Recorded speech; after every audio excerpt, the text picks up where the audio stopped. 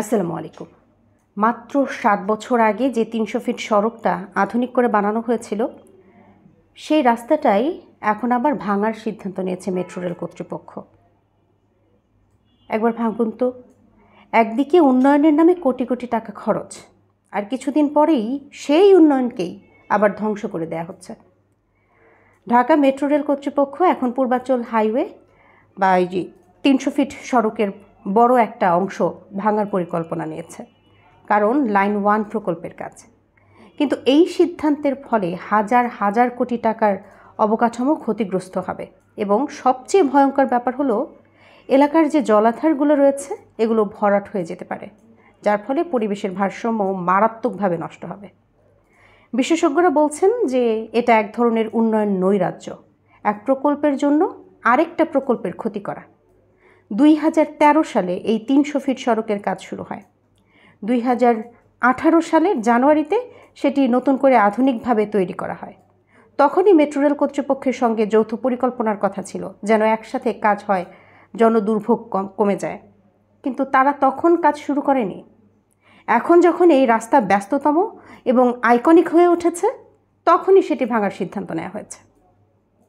নগর পরিকল্পনাবিদ brigadier general Mohammad মোহসেন উদ্দিন তিনি বলেছেন যে যদি মেট্রো রেল ভূগর্ভস্থ করা হতো তাহলে খরচ কিছুটা বাড়লেও রাস্তা ভাঙতে হতো না, আর জনদুর্ভোগও অনেকটাই কমে যেত।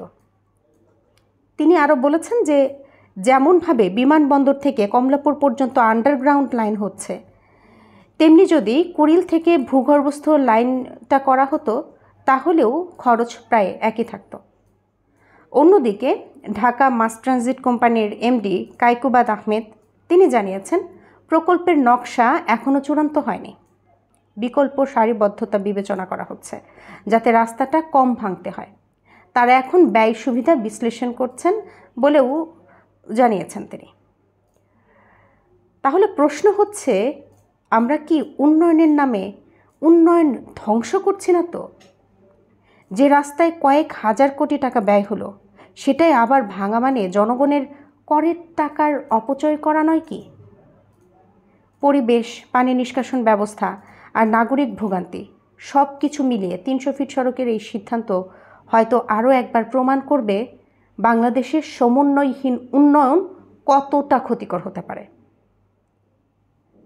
তো আপনার মতে কি হওয়া উচিত?